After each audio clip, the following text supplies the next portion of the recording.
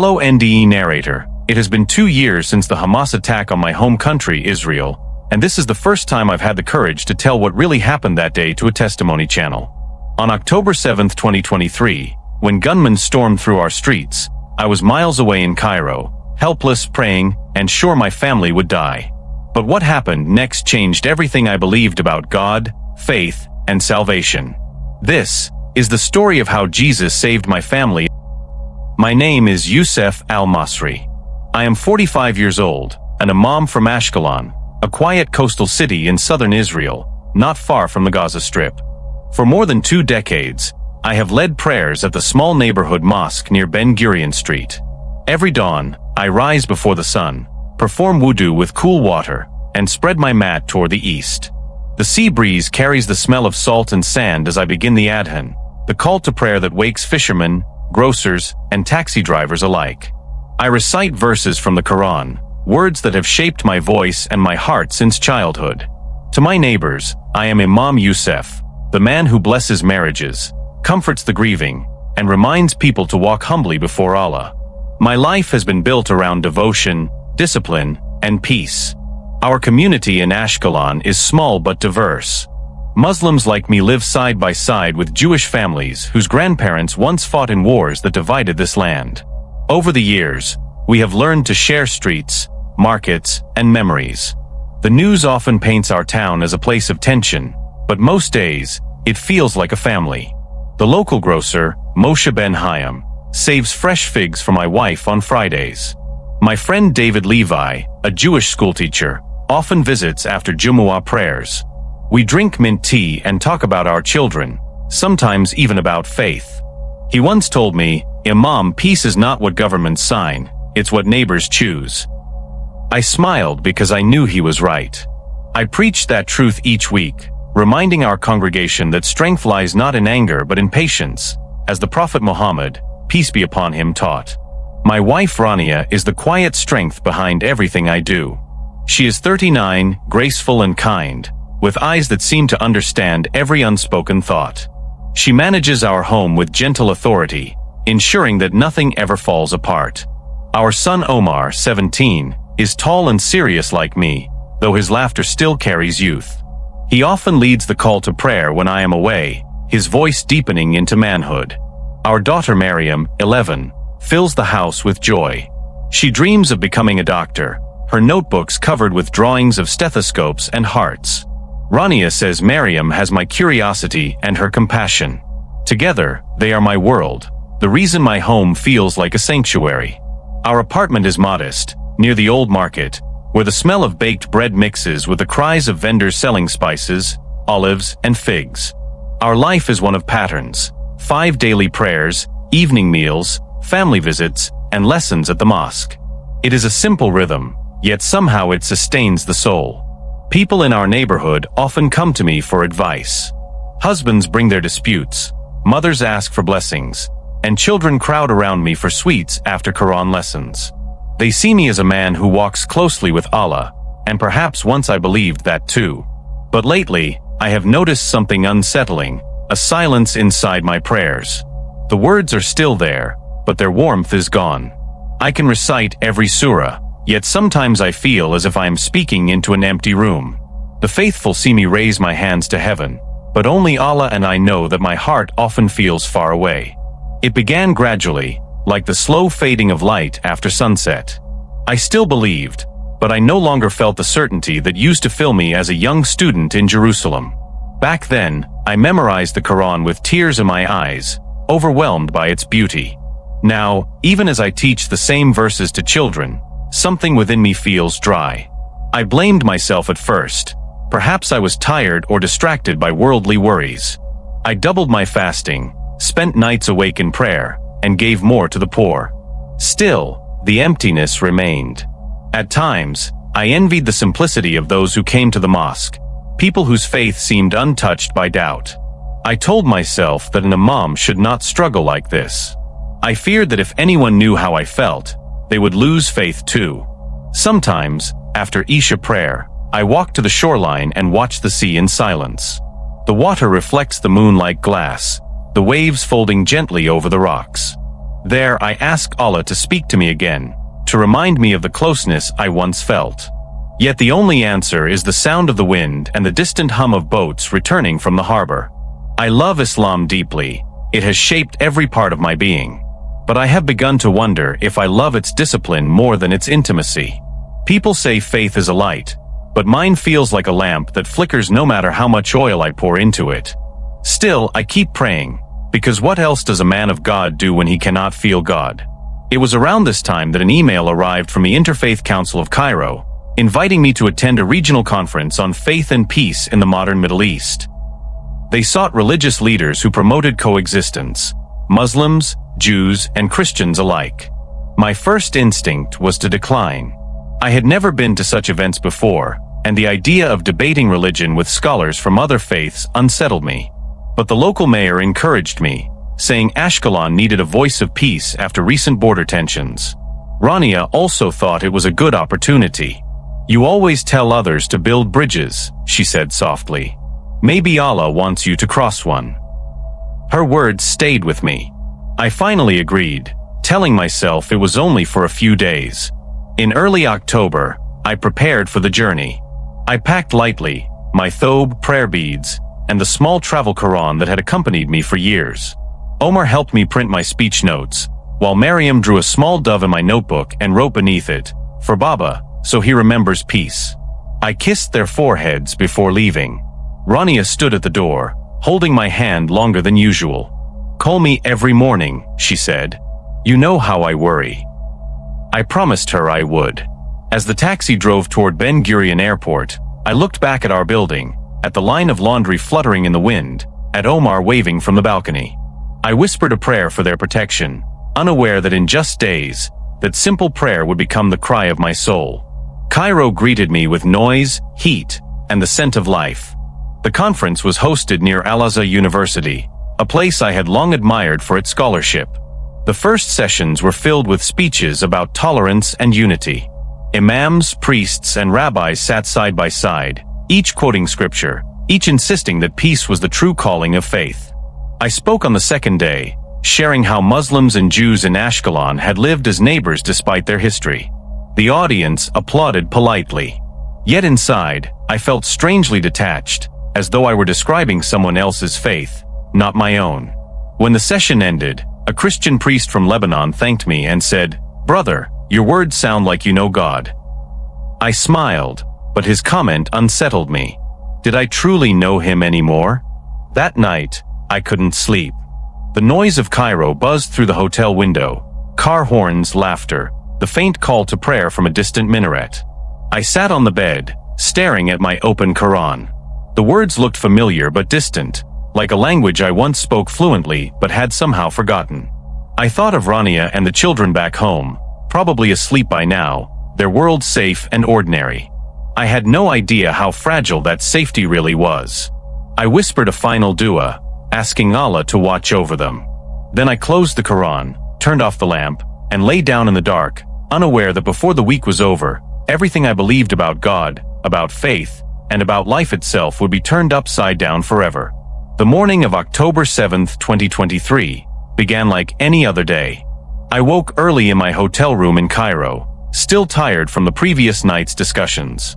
The air conditioner hummed softly while sunlight filtered through the curtains. I washed, prayed far, and then walked downstairs to the cafe where the smell of roasted coffee beans mixed with freshly baked bread. The waiter greeted me with a smile and turned on the small television above the counter. News headlines scrolled in Arabic, mostly politics and routine security updates near the Gaza border. Nothing unusual, nothing alarming. I sat by the window with my notebook, reviewing the speech I planned to give later that afternoon. Outside, traffic honked and vendors shouted. Cairo was alive, busy, and unaware that somewhere beyond its borders, the world I loved was about to collapse. I called Rania as soon as I finished breakfast. The time difference between Cairo and Ashkelon is small, so it was still early at home. Her face appeared on the screen, half lit by morning sunlight streaming through our kitchen window. Mariam was buttering toast, while Omar teased her about spilling tea. Their laughter filled my phone speaker and warmed my heart. Rania said the weather was beautiful, Clear skies and a cool breeze from the sea. We might visit the market later, she told me. I smiled and reminded her to lock the doors when she went out, as I always did. Everything looked so ordinary, so peaceful, that it seemed foolish even to worry. Take pictures for me, I said. Maybe I'll use them in my lecture tonight. She laughed. You always say that. I told her I missed them already and promised to call again afternoon. When I returned to my room, I opened my laptop to prepare my notes. The conference organizers had asked each speaker to submit a short reflection on peace in their homeland. I wrote about the resilience of our people, Muslims, Jews, and Christians, living side by side despite politics. I quoted verses from the Quran about mercy and patience. As I typed, my phone began to buzz with notifications. At first, they were just headlines from Israeli and Egyptian news sites, explosions heard near border towns, unconfirmed reports of infiltration. I frowned, assuming it was the usual exchange of fire between Hamas and the IDF. Such incidents happened before, they rarely lasted. I kept working, thinking it would end within hours. But then the messages multiplied. Friends from Ashkelon, journalists, and even members of my mosque sent frantic updates. Gunmen have crossed the fence. Stay indoors. My stomach tightened. I called Rania again immediately. The signal took a few seconds to connect, and when her face appeared, she looked pale. Behind her, the curtains moved with the wind, but I could hear faint noises outside, shouts, engines, and something sharper, gunfire. Youssef, she said quickly, people are running on our street. Someone said armed men are shooting near the market. I tried to stay calm. It will pass, Habibti. They've done this before. Stay inside, close the door, and don't panic. She nodded, holding the phone close to her face. I could see Omar standing behind her, trying to be brave. Take your sister to the hallway, I told him. Don't go near the windows. I reminded Rania that the Israeli army would respond soon, that help would come quickly.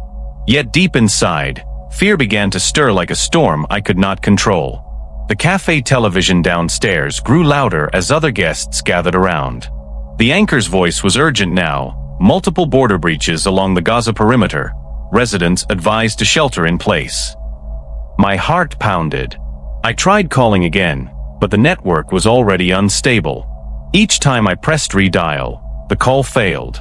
I walked to the balcony, phone still in my hand, and looked toward the western horizon. The distance between Cairo and Ashkelon is only a few hundred kilometers, yet it suddenly felt like another world.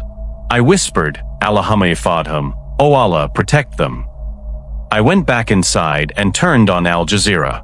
The first videos were already circulating, masked men on pickup trucks, motorcycles racing through broken fences, houses burning, and terrified civilians fleeing. One reporter said, they are going door to door. I froze. This was not a usual skirmish. This was an invasion. I finally reached Rania again around 10 a.m. Her voice trembled. They're closer now. I can hear them shouting in Arabic, but it's not our neighbors, it's militants. They are moving from house to house. My pulse quickened. I could hear Mariam crying softly in the background. Stay in the bathroom, I said. Lock the door and stay quiet. Don't make a sound. Allah is with you. I could hear gunfire outside her window, short bursts, then screaming. My chest felt tight. Rania, listen to me. Whatever happens, remember the Shaida. Keep repeating it. She tried to answer, but her voice broke. The last words I heard were, Youssef, they're shooting in our street. Then a loud crash, followed by silence. The line went dead. I stared at the phone screen, waiting for it to reconnect, but it never did. For several minutes, I could not move. The world around me faded, the air conditioning hum, the city noise, even the beating of my own heart. I sat on the edge of the bed, clutching the phone as if I could will it to bring her voice back. I dialed again and again. Sometimes it rang once, other times nothing at all. I opened every news site I could find. Ashkelon, Be'eri, Kfar Aza, Reim. Names of towns I knew so well now flashed across the screen, each followed by terrible words: massacre, hostages, civilians killed. I tried calling my friend David Levi, but his line also failed. The hotel lobby downstairs had become chaotic. Journalists, travelers, and diplomats were on their phones, faces pale with disbelief. It felt as if the ground beneath us had cracked open, connecting every cry from Israel to the silence in that Cairo room. By noon, the news confirmed what I feared most. Hamas fighters had attacked multiple Israeli communities simultaneously. Some infiltrated Ashkelon and nearby villages, killing families in their homes. The footage on television was unbearable. Streets littered with debris, people running barefoot, cars riddled with bullets. I saw a reporter standing near Narrator, his voice shaking as he described scenes of civilians hiding wherever they could. I pressed my palms to my eyes, whispering, "Ya Allah Rama, have mercy." I felt both anger and helplessness. Anger at those who used religion as a weapon, and helplessness because I could do nothing but watch.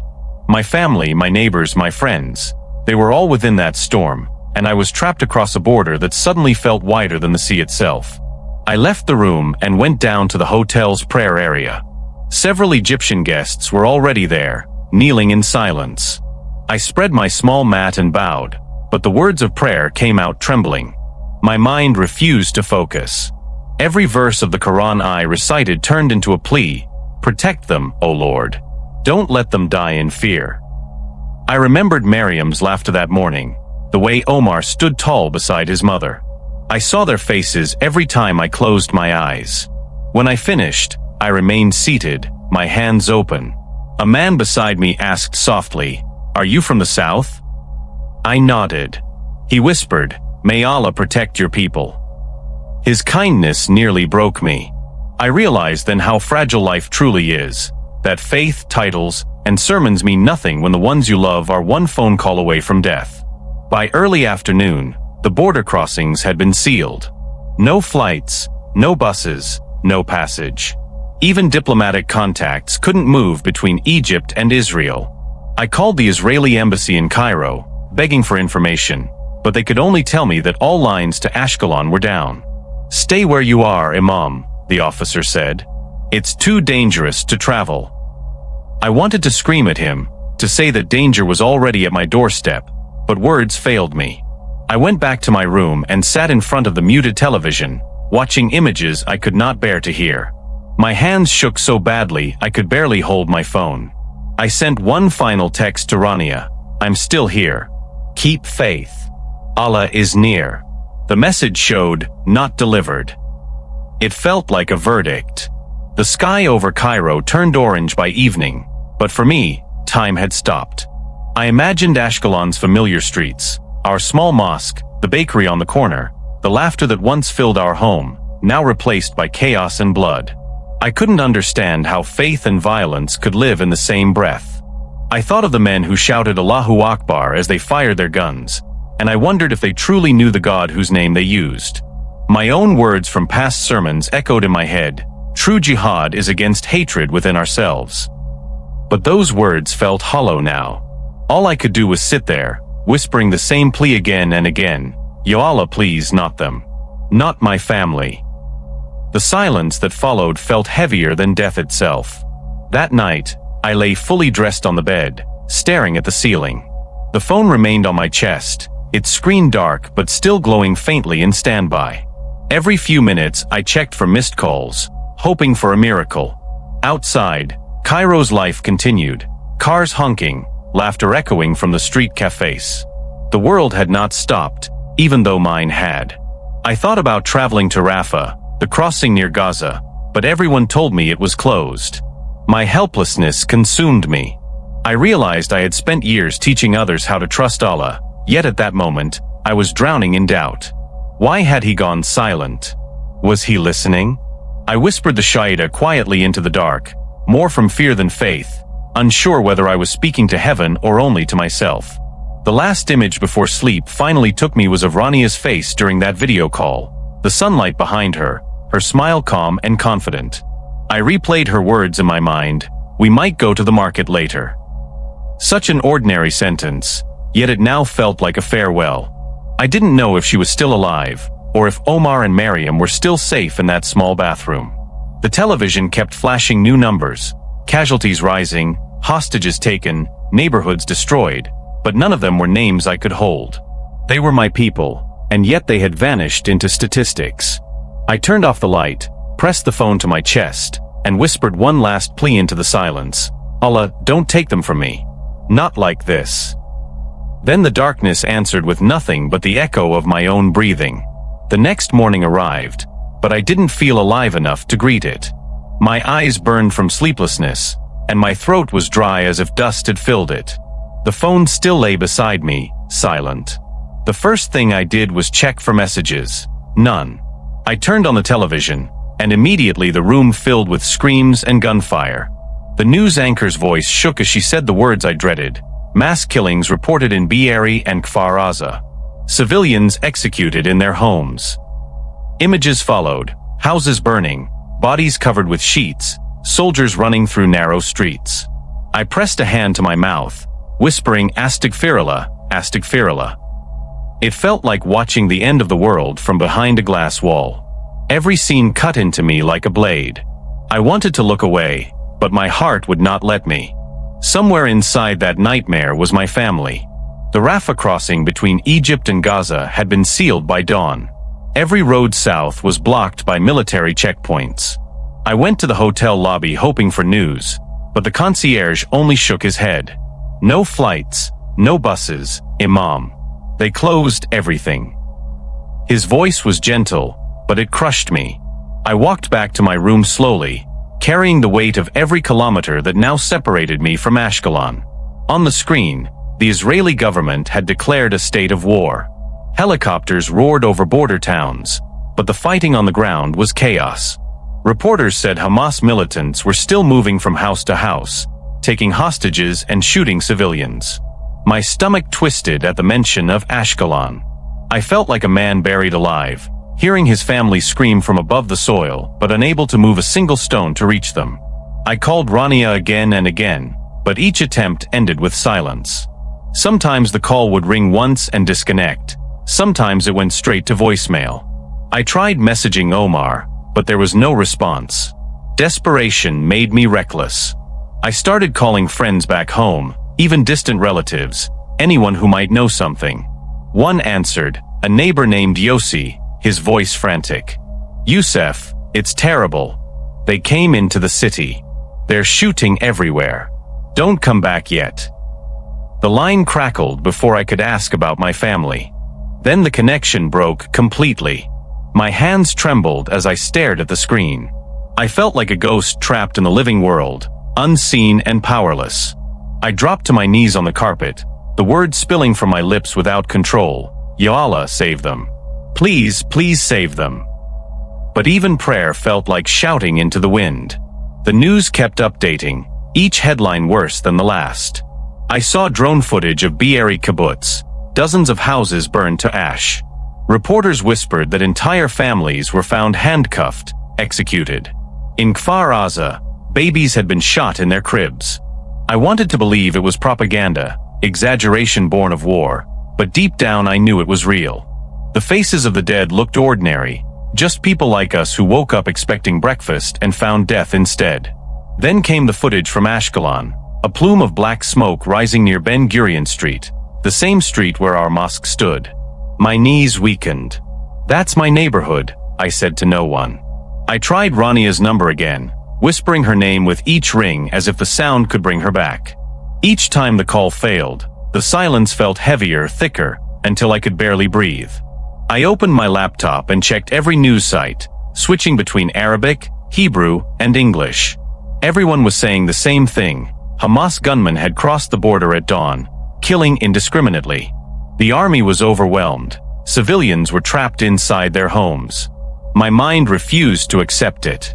How could this happen in Israel, where security was supposed to be unbreakable? I thought of my wife and children hiding somewhere amid that chaos, probably praying, maybe crying. I imagined Rania whispering verses from the Quran, her hands shaking as she held Mariam close. I could almost hear her voice reciting Ayat al-Kursi, the verse of protection, Allah. There is no God but He, the living, the self-subsisting. I joined her silently, repeating the words until my lips went numb. For the first time in my life, faith felt both anchor and chain, holding me but refusing to lift me out. Hours passed, though I hardly noticed time moving. Reporters kept describing scenes that sounded like nightmares. A music festival near Rania had been attacked, hundreds of young people killed. Families hiding in bomb shelters were discovered and executed. The numbers climbed relentlessly. I felt my body trembling, not from cold but from disbelief. I walked in circles around the room, gripping my prayer beads so tightly the edges cut into my skin. My phone buzzed suddenly, and my heart leapt. It was a voice message from Rania. My hands shook as I pressed play. Her voice came through faint but steady. "Youssef, they're here. If we don't make it, tell Omar to be brave. Tell Mariam I love her." Then a crash, screams, and static. The recording ended. My legs gave way beneath me. I fell to the floor, the phone clattering beside me. For a long moment, I could not move. My breath came out in broken gasps. The air in the room seemed too thick to breathe. I picked up the phone again, replayed the message, and heard her voice echo once more, soft, terrified, yet filled with strength. I pressed it to my chest, as if I could hold her spirit inside me. Tears streamed down my face unchecked. "Ya Rahman, Ya Rahim," I whispered, "most merciful, most compassionate." But mercy felt far away. My mind screamed to find a way across the border, to run, to do anything, but my body stayed frozen.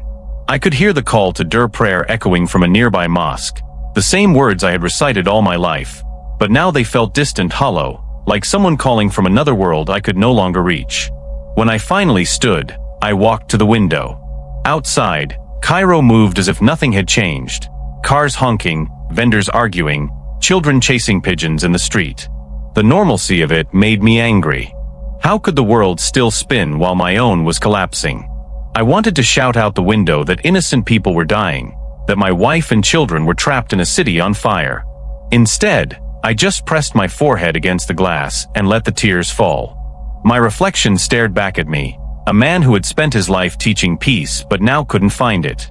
I thought of the people in my congregation, how they always believed their imam would have the right words in times of crisis.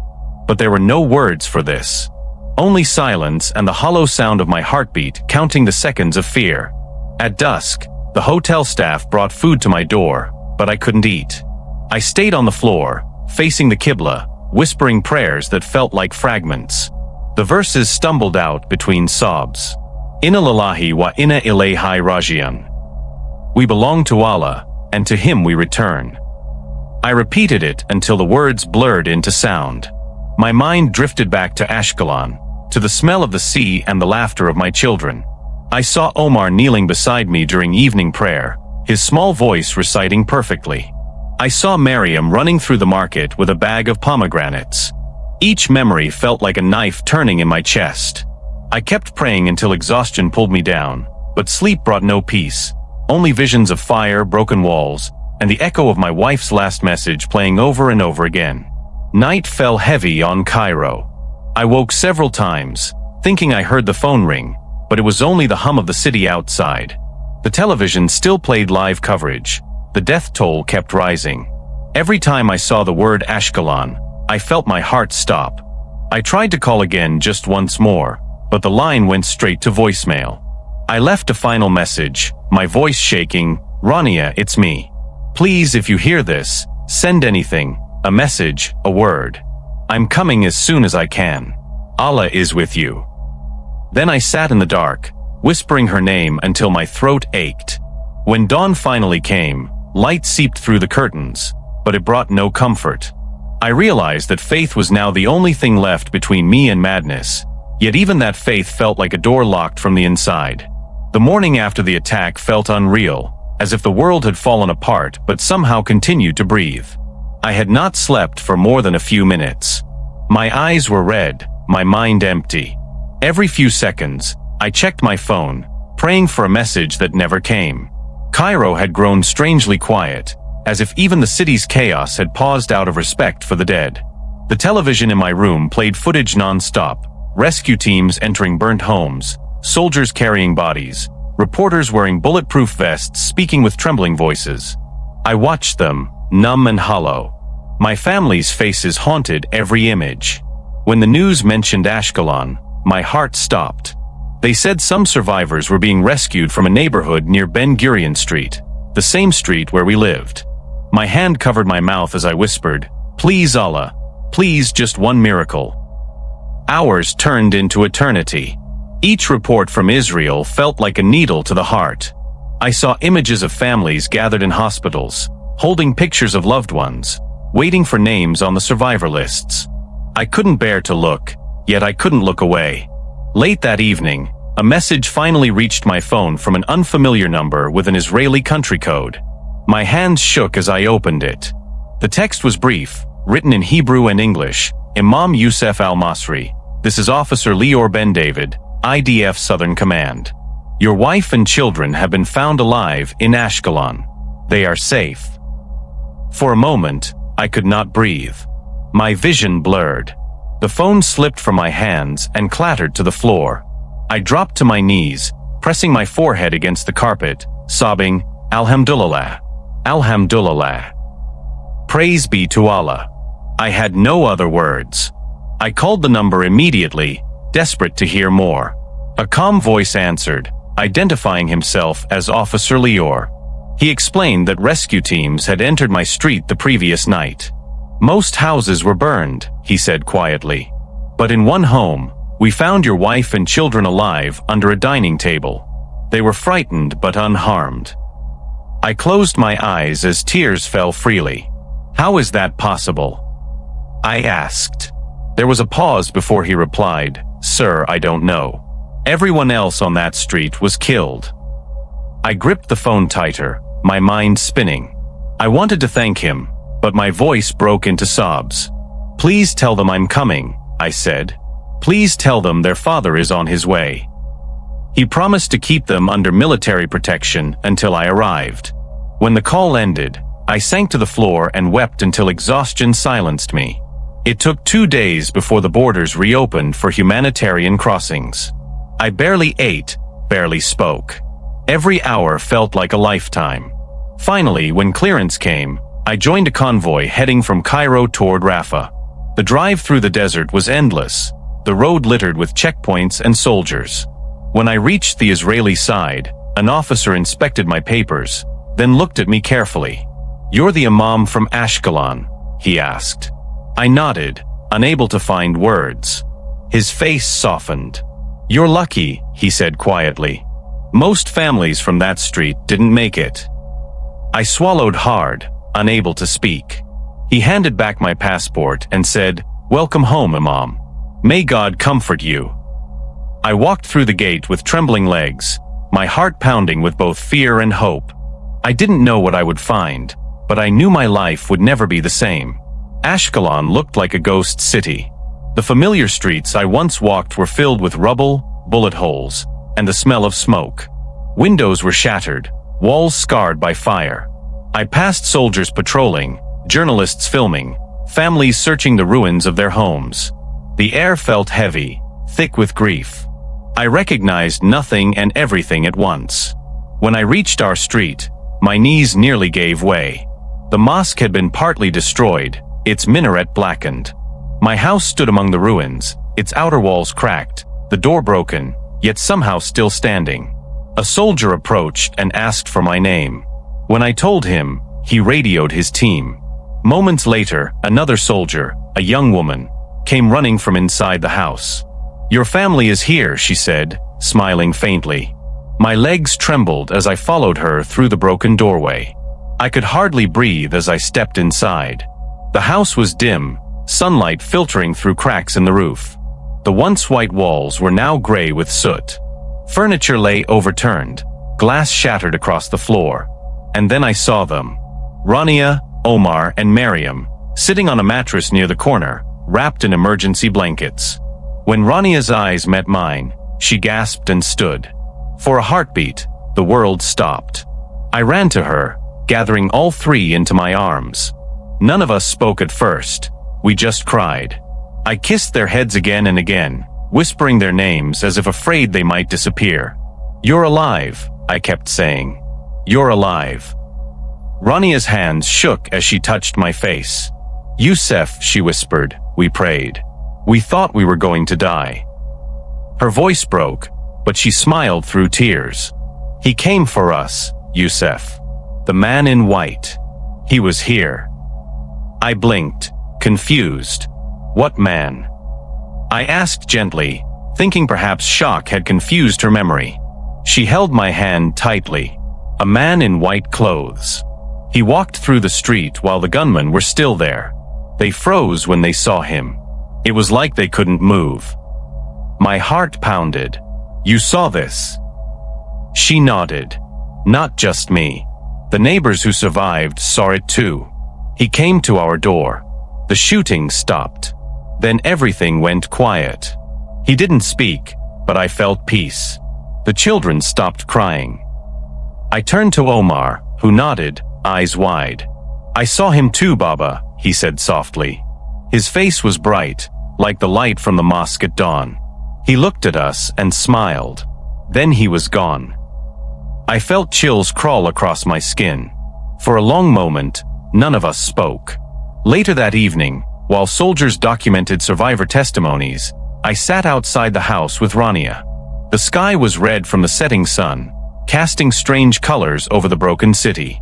She rested her head on my shoulder and whispered, "They said it's impossible, Youssef. Everyone around us was killed. Only our house was untouched." I stared at the ruins, my thoughts spinning. I wanted to believe it was coincidence, a lucky moment when the attackers skipped our house, but deep down, I knew better. "Describe him again," I said quietly. "Was he young? Old?" Rania shook her head. "I don't know. His face looked timeless, kind. When I saw him, I wasn't afraid anymore." She paused, eyes filling with tears. It was as if Allah himself sent someone to protect us. I nodded slowly, though my heart whispered another question I couldn't yet speak aloud.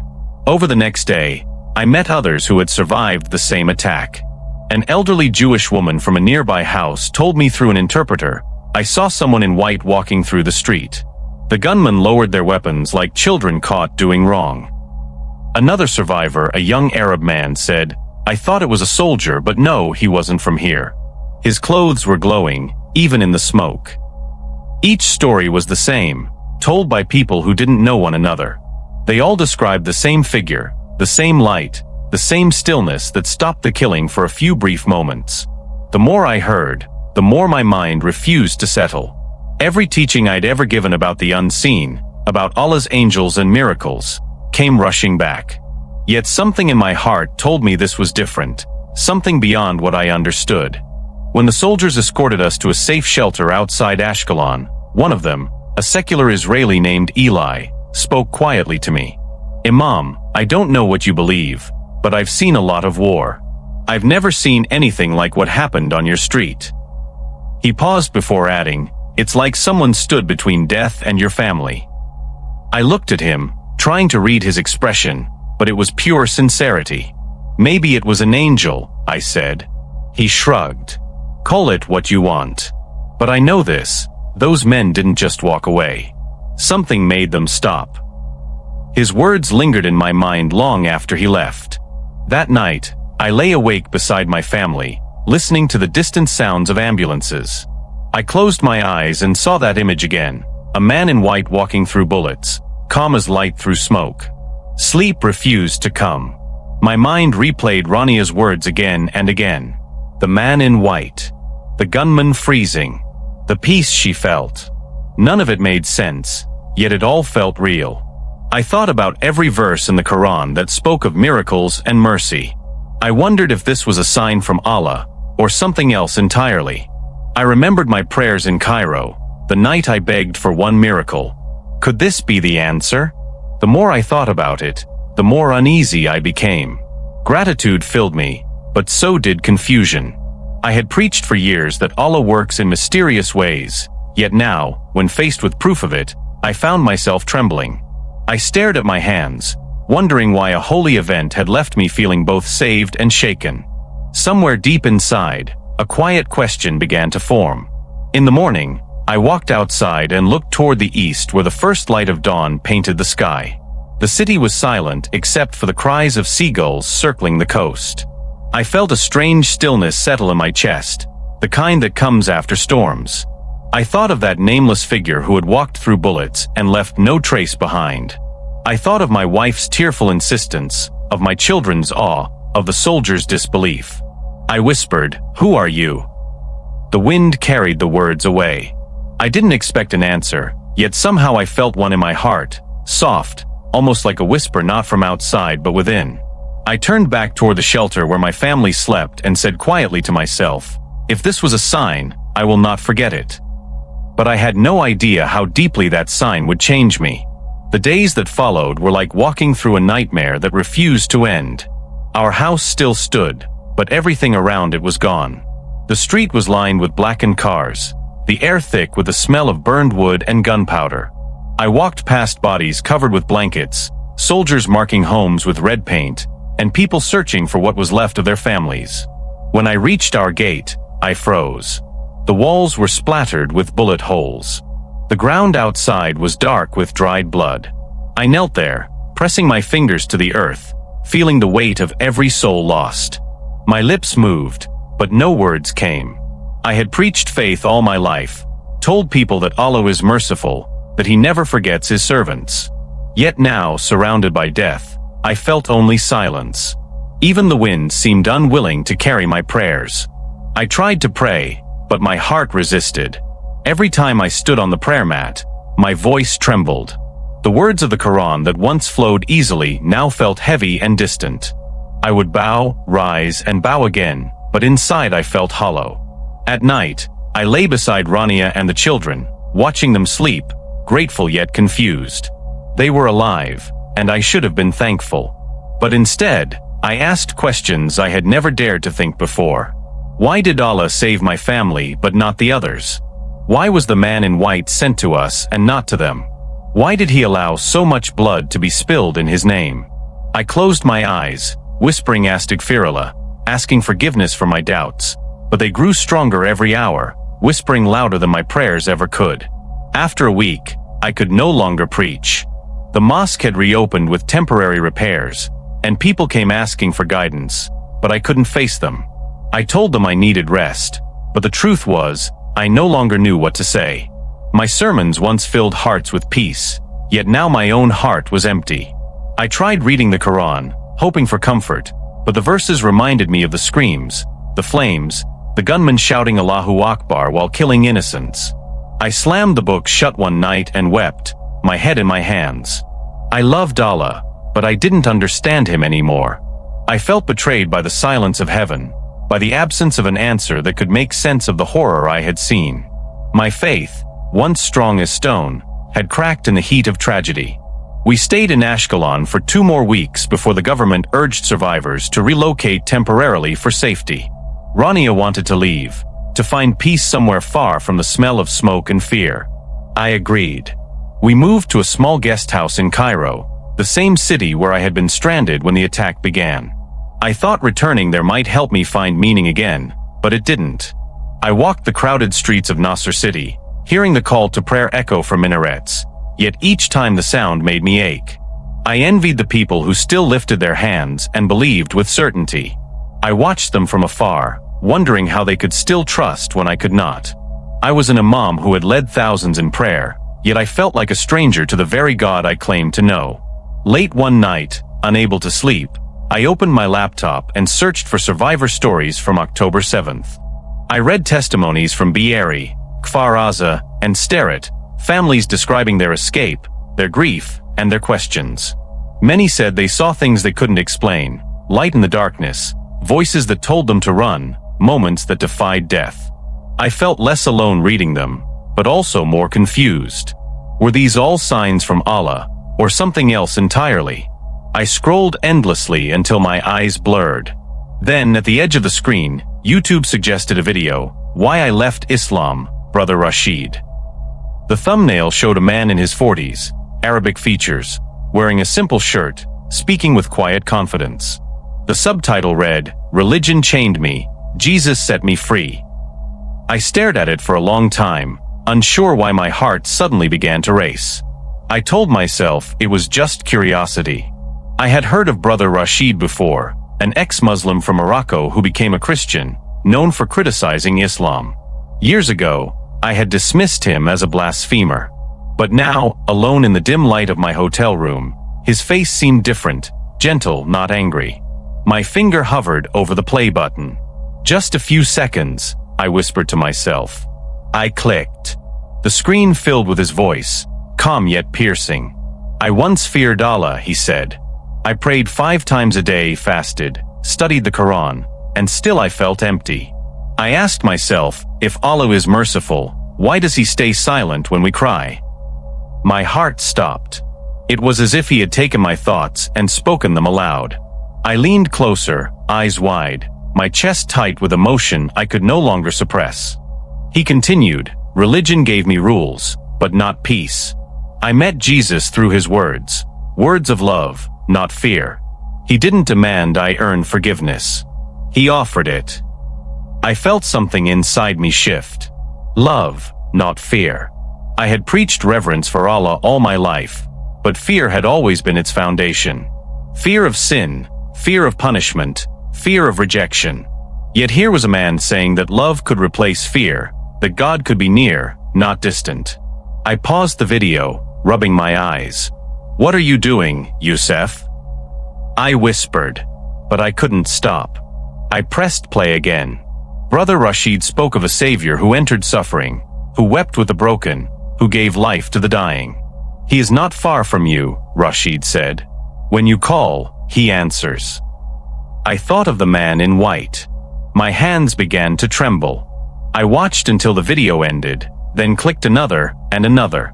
Hours passed without me realizing. Each testimony echoed something deep within me. Men and women from Egypt, Iran, Saudi Arabia, and Syria, all telling how they met Jesus in dreams, visions, or moments of despair. Their stories were different, yet all had the same heartbeat. Love found them in their darkest hour. I leaned back in my chair, tears streaming freely. I wasn't crying from sadness, but from recognition. I remembered Rania's trembling voice, her words, "He came for us, Youssef." The man in white.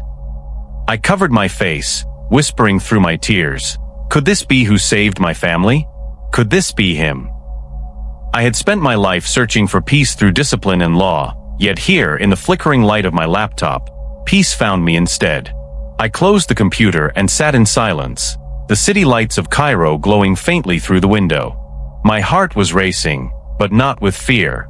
It was as if a door long sealed had opened inside me. I whispered softly, "Jesus, is it you?" The name felt foreign yet familiar, like something I had always known but forgotten. I looked toward the sky, where faint stars shimmered above the city haze, and for the first time in my life, I didn't recite a memorized prayer. I just spoke, raw and honest. "If you are real," I said, "if you are the one who came that night, show me who you are." The air felt warm, still. No visions, no voice. Just a quiet presence that filled the room, and for the first time since the massacre, my heart didn't feel empty. That night, I couldn't sleep, but it wasn't because of pain, it was because of wonder. I replayed the moment in my mind when I had begged Allah for a miracle, and one came. I thought of Rania's description, the man in white, walking through bullets, calm as light through smoke. The question I had buried for days returned. Who are you? I didn't have the answer yet, but for the first time, I wasn't afraid to ask. I opened my laptop again and searched for more about Jesus, not to argue, but to understand. Each word I read felt like water to a thirsty soul. I didn't know where this journey would lead, but I knew it had already begun. The following nights in Cairo passed in restless silence. I couldn't sleep. Every time I closed my eyes, I saw that man in white walking through the gunfire, his face calm and radiant. My mind told me it was a miracle of Allah, but my heart whispered something else. Each evening, I sat beside the window overlooking the city, the hum of traffic below like a heartbeat that wouldn't stop. I watched the lights fade from the buildings and wondered if I was losing my faith or finally finding it. I tried to pray the old way, reciting verses, bowing, repeating Allahu Akbar, but the words felt distant, as if I were calling someone who had long since walked away. And then I would hear another voice deep inside saying, "I never left." I didn't know what that meant, but it followed me like a shadow. By the fourth night, sleep completely escaped me. I lay awake listening to the faint sound of the adhan from a mosque several streets away. The muezzin's voice, once my comfort, now made me ache. I missed the certainty I once had, the feeling that I knew exactly who Allah was and what He expected of me. But now, everything had changed. I couldn't forget Brother Rashid's words, "When you call, He answers." That line had pierced me like an arrow. I remembered how, in Cairo, when I had cried out for a miracle, someone had answered. A man in white had walked through bullets to reach my family. I whispered into the darkness, "Who are you?" My throat felt tight. The air in the room seemed heavy. I fell to my knees beside the bed, trembling. "Jesus," I said softly, "if you are real, show me." For a moment, nothing happened. The room remained still, silent except for my breathing. I kept my eyes closed, half ashamed, half terrified of what I was doing. Then suddenly, the air changed. A soft light began to spread across the room, not harsh like the sun, but warm, like dawn before sunrise. I opened my eyes slowly. The walls glowed with a golden hue, and the shadows disappeared. My body froze. In front of me stood a tall man dressed in white, radiant yet gentle.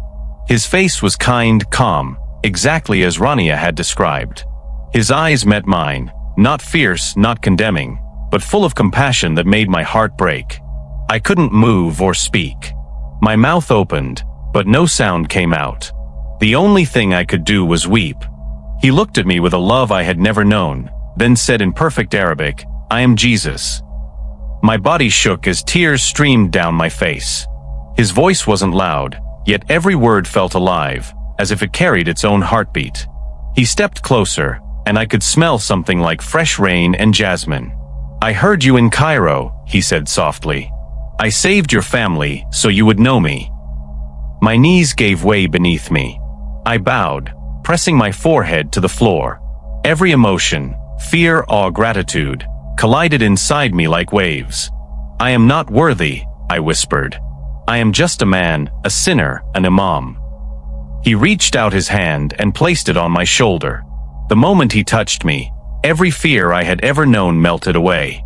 His touch felt warm, not like fire but like peace itself had entered my skin. He said, "I am with you, Youssef.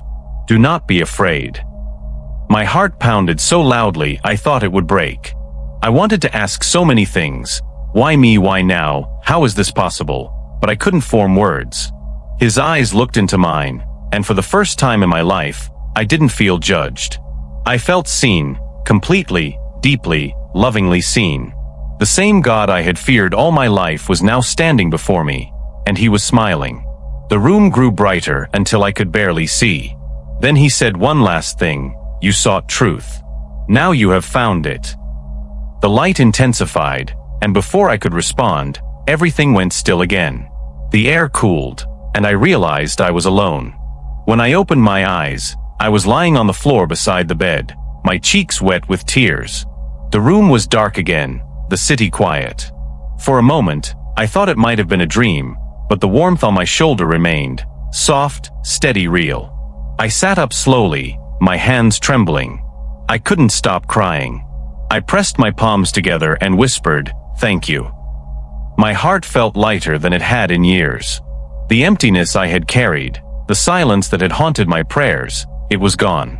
In its place was peace, still and deep, like a calm sea after a storm. I closed my eyes again, not to sleep, but to remember His face, the eyes that carried both sorrow and love, the voice that said, "Do not be afraid." I stayed awake until dawn, unable to move, afraid that if I blinked too long, the memory would vanish. When the first light of morning entered the room, I reached for my laptop. My fingers shook as I typed in Arabic, "Injil online." Within seconds, I found a digital copy of the Arabic Bible. My heart raced as I opened it. I didn't know where to begin, so I just started reading from the first page of the Gospel of Matthew. Every line felt alive. Then my eyes fell on a verse I had heard before but never truly understood. "Come to me, all who are weary and burdened, and I will give you rest." I read it aloud, my voice breaking. The words felt written just for me, for a tired man who had prayed to silence and finally been heard. I leaned back in the chair, wiping my tears. I whispered, "Jesus, I believe." Saying his name didn't feel forbidden anymore. It felt natural, like breathing. I had spent my whole life fearing to say that name except in argument or denial. Now it was the sweetest word I had ever spoken. I whispered again, "Jesus, I believe you are real." The moment the words left my mouth, I felt something shift inside me, like chains breaking one by one. I didn't understand everything.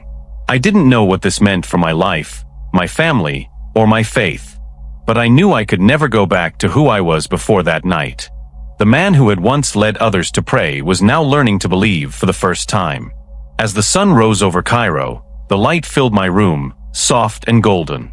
I opened the curtains and looked at the sky, tears still on my face. The city was waking up, calls of vendors, the clatter of carts, the hum of life, but I felt like I had just been reborn. For years, I had sought Allah's presence through rituals, discipline, and fear. But here, in the stillness of one night, I had met a God who came close, who spoke my name, who carried peace instead of punishment. I thought of Rania's voice trembling as she said, "He came for us." She had been right. He had come for her, for the children, and now for me. I pressed my hand over my heart and whispered, "I am yours." For the first time, the words didn't feel like duty. They felt like love. I spent the rest of that day in silence, reading the Gospels until my eyes ached. Each story about Jesus felt like meeting an old friend I had somehow forgotten. I read about him healing the sick, forgiving sinners, calming storms. I found myself weeping again when I read the verse, "Peace I leave with you, my peace I give you." I whispered, yes, that's what I felt. That peace. It wasn't the peace of answers or explanations, but the peace of presence, of knowing I was no longer alone. By evening, I fell to my knees once more, not out of ritual, but out of gratitude. My voice shook as I said, "Thank you for finding me when I was lost. Thank you for saving my family when I had no faith left. Thank you for loving me even when I didn't know you." That night, when I finally lay down, the fear that used to haunt my sleep was gone. I didn't worry about what others would say, or how my life might change.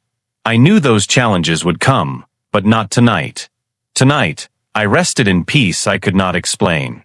My last thought before sleep was of that light, soft, steady, unending, and the voice that said, "Do not be afraid." For the first time since the war, since the chaos, since the flood of questions that had nearly drowned me, I felt free. I closed my eyes, smiling through my tears, and whispered into the stillness, "Jesus, I am yours." It has been 2 years since that night in Cairo when I met Jesus. The world has changed around me, and so have I. After the attack, the government warned that threats might continue in Ashkelon, especially for families who had survived. Rania wanted peace for the children, far from memories of gunfire and fear. Through a humanitarian organization, we were offered relocation to Cyprus, and I agreed. Leaving our homeland was not easy.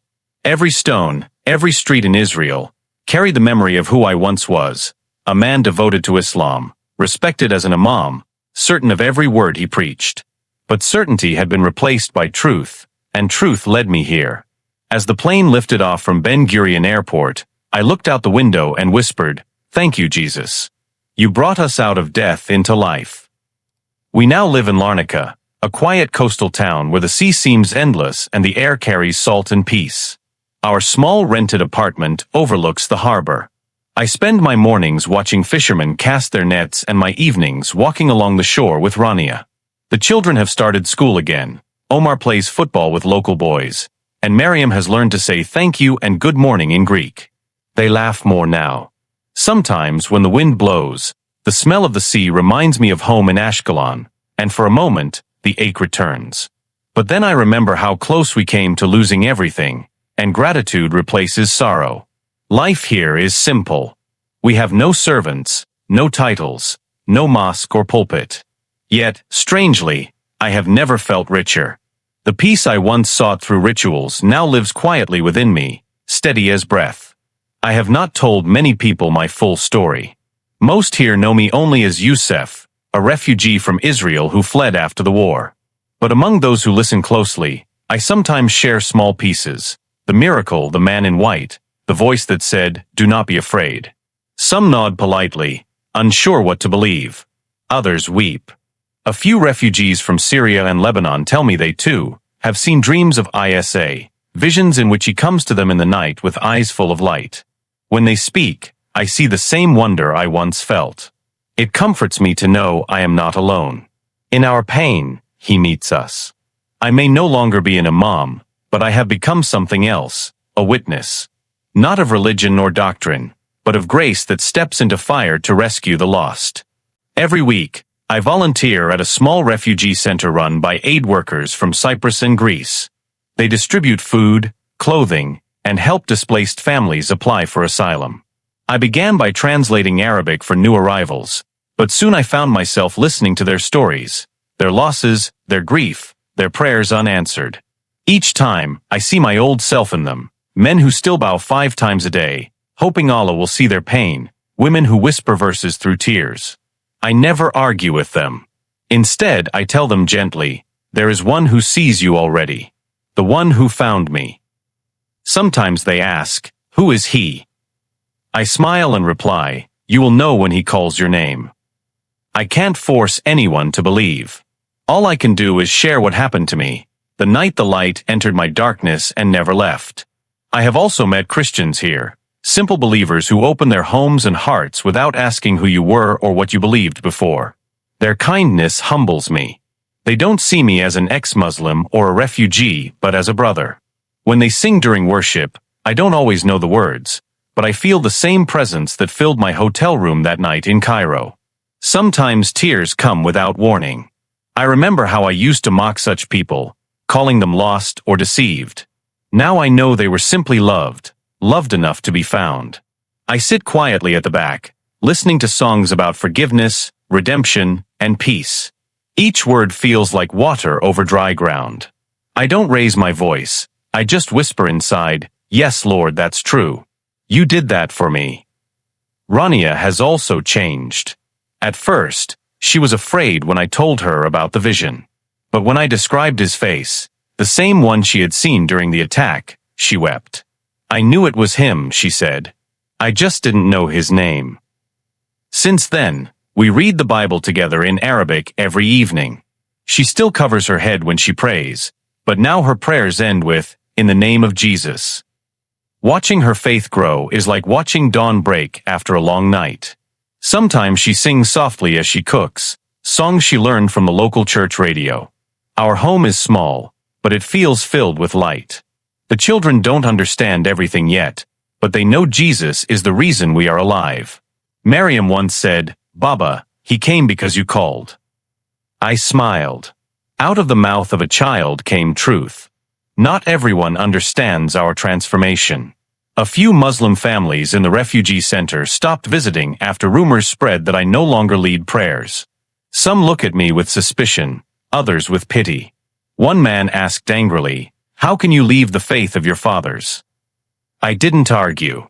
I just told him what I knew. I didn't leave truth, I found it. He walked away shaking his head. That used to hurt me, but not anymore. I know the cost of following Jesus. I know what it means to lose reputation, position, even family. But I also know what it means to gain peace that no threat can steal. I once preached that faith was submission.